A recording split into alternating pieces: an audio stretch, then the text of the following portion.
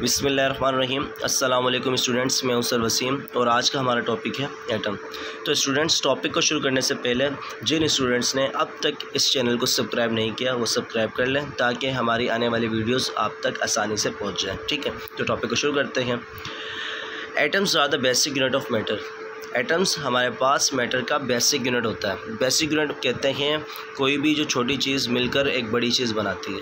जैसे कि आपके पास एग्जांपल है आपके वॉल की, घर में वॉल होती है ना, आपके रूम की वॉल होती है, तो वो जो वॉल है हमारे पास, दीवार है हमारे पास, वो छोटे छोटे ब्लॉक्स से मिलकर बनती है। छोटे छोटे ब्लॉक्स क्या करते हैं मिस्त्री मज़दूर, उसको अरेंज करते हैं और अरेंज करते करते एक बड़ी सारी दीवार बना लेते हैं। ठीक है, तो हमारे पास जैसे दीवार छोटे छोटे ब्लॉक्स से मिलकर बनी है, इसी तरीके से हमारे पास मैटर, जो मैटर होता है वो एटम से मिलकर बना है। ठीक है, तो जिस तरह से दीवार हमारे पास ब्लॉक से मिलकर बनी है, तो हम ये कह सकते हैं जो दीवार का बेसिक यूनिट है, वॉल का बेसिक यूनिट है, वो ब्लॉक है। ठीक है, इसी तरीके से हम ये कह सकते हैं मैटर का जो बेसिक यूनिट है, जिस चीज़ से मिलकर मैटर बना है, उसका बेसिक यूनिट क्या है, हमारे पास एटम है। ठीक है, तो स्टूडेंट्स, मैटर किसे कहते हैं, मैटर के बारे में मैंने पहले भी वीडियो अपलोड की थी, आपको क्लास में भी समझाया था। तो मैटर को छोटे से टर्म में डिफ़ाइन कर रहा हूँ, आप समझ लें। मैटर कहते हैं किसी भी चीज़ को हम कह सकते हैं मैटर। ठीक है,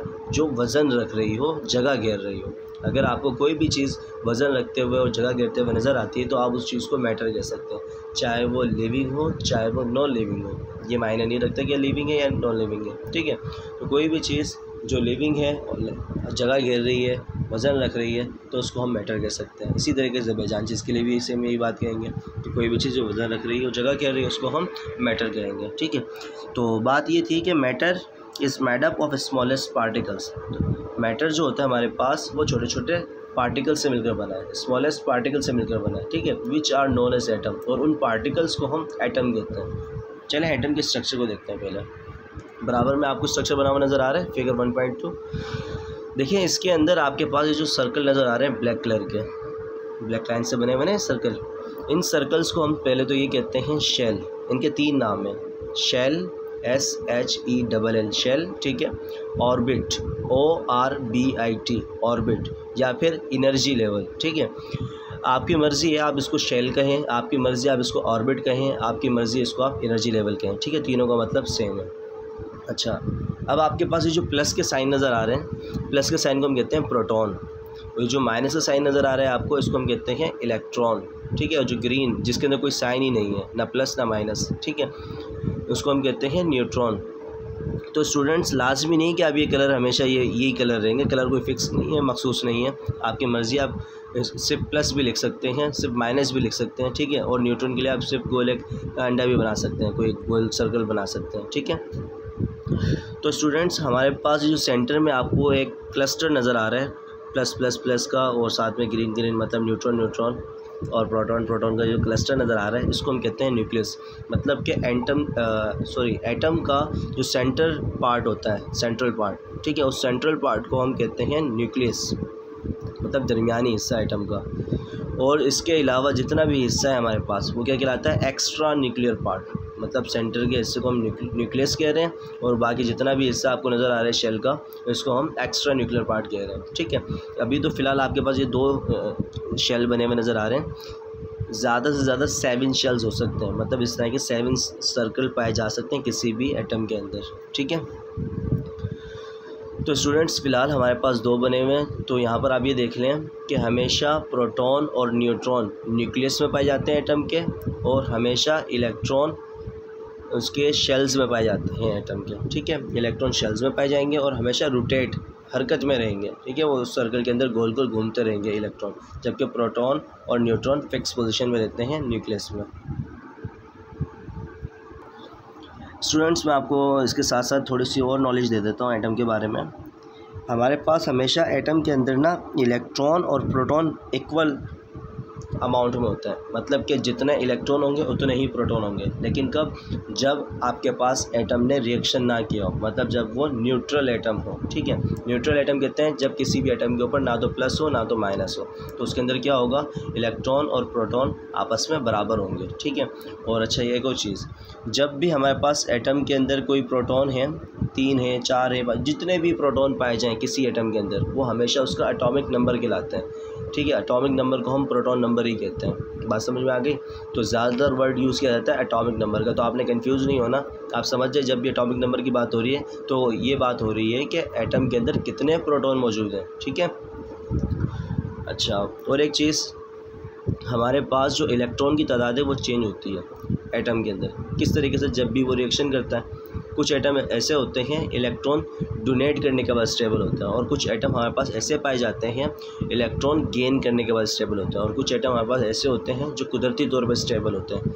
ठीक है, तो स्टूडेंट्स हमारे पास अब तक 118 किस्म के एटम्स पाए जा चुके हैं दुनिया में। 118 किस्म के अलग अलग, जिनका एटॉमिक नंबर अलग होता है और मास नंबर अलग होता है। अब आप सोच रहे होंगे एटॉमिक नंबर क्या है, मास नंबर क्या है, तो इंशाल्लाह ताला वो हम नेक्स्ट वीडियो के अंदर डिस्कस करेंगे, तो आपने टेंशन नहीं लेनी है। ठीक है, आप सिर्फ ये चीज़ ध्यान में रखें, क्या एटम क्या एटॉमिक नंबर क्या कहलाता है? एटम का एटॉमिक नंबर किसी भी एटम के अंदर मौजूद उसके प्रोटॉन को कहता है। ठीक है, जितने प्रोटॉन होंगे वो उतना उसका एटॉमिक नंबर होगा, और एटॉमिक नंबर को हम Z से रिप्रेजेंट करते हैं। ठीक है, अच्छा, कोई भी एटम जब इलेक्ट्रॉन डोनेट करता है, मतलब अपना इलेक्ट्रॉन किसी को दे देगा, तो उस एटम के ऊपर एक साइन आ जाएगा प्लस का। क्या साइन आ जाएगा? प्लस का। वो ये साइन क्यों आएगा? क्योंकि मैंने आपको बताया कि एटम के अंदर प्रोटॉन और इलेक्ट्रॉन बराबर होते हैं। मिसाल के तौर पे हमने इसमें देखे 3 प्रोटॉन हैं और 3 इलेक्ट्रॉन हैं।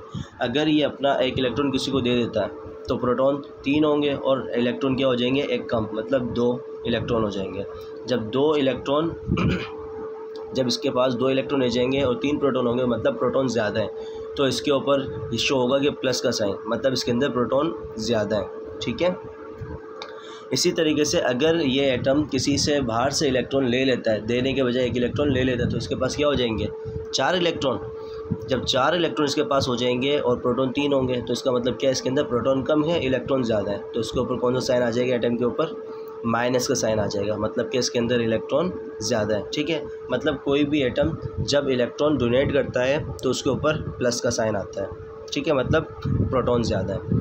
और जब भी कोई एटम इलेक्ट्रॉन गेन करता है तो उसके ऊपर माइनस का साइन आता है, मतलब कि इसके पास इलेक्ट्रॉन ज़्यादा है। ठीक है, तो जब भी किसी एटम के ऊपर प्लस का साइन आएगा तो उसको हम कैटआयन कहते हैं। ठीक है, जब भी किसी एटम के ऊपर नेगेटिव साइन आएगा, माइनस का साइन आएगा, तो उसको हम एनाइन कहते हैं। ठीक है, कैटआयन की स्पेलिंग होती है CATION और एनाइन की स्पेलिंग होती है ANION। ठीक है, और आप इसको कॉमनली सिर्फ आयन भी कह सकते हो। अगर आप शो नहीं करना चाह रहे कि प्लस है या माइनस है इसके ऊपर, आप सिर्फ इसको आयन भी कह सकते हो, मतलब किसी भी एटम के ऊपर प्लस या माइनस का आ जाना आयन कहलाता है। ठीक है, तो स्टूडेंट्स हमारे पास एटम क्या होता है हमने ये डिस्कस कर लिया। एटम किन चीज़ों से मिलकर बना है?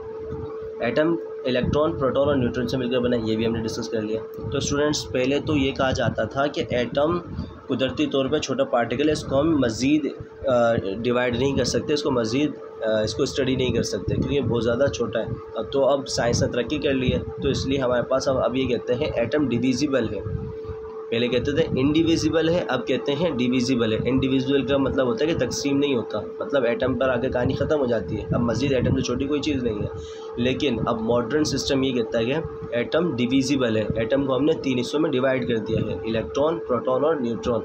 ठीक है, अब आगे देखते हैं definition. Where neutron and proton are situated in nucleus. आपको प्रोटॉन और न्यूट्रॉन न्यूक्लियस में सेट हुए हुए नज़र आते हैं, न्यूक्लियस में फिक्स हुए हुए नज़र आते हैं। ठीक है, and electrons are revolving around the nucleus as shown figure. पूरा जैसे कि डायग्राम में आपको दिखाया गया है कि इलेक्ट्रॉन उसके हमेशा शेल्स के अंदर रिवॉल्व होते हुए नज़र आते हैं, मतलब घूमते हुए नज़र आते हैं। ठीक है, तो उम्मीद है स्टूडेंट्स आपको एटम के बारे में समझ में आ गया होगा। फिर भी अगर आपको कोई चीज़ नहीं समझ में आई, एटम से रिलेटेड कोई भी सवाल है आपके पास, तो आप मुझसे कमेंट सेक्शन में क्वेश्चन कर सकते हैं। इंशाल्लाह ताला अगर सवाल का जवाब मैं आपको रिटन फॉर्म में नहीं दे सका और रिटन फॉर्म में आपको नहीं समझ में आया, तो मैं उसके लिए दोबारा से एक न्यू वीडियो बनाऊँगा। ठीक है, तो मिलते हैं नेक्स्ट वीडियो में, तो जब तक के लिए अल्लाह हाफिज़।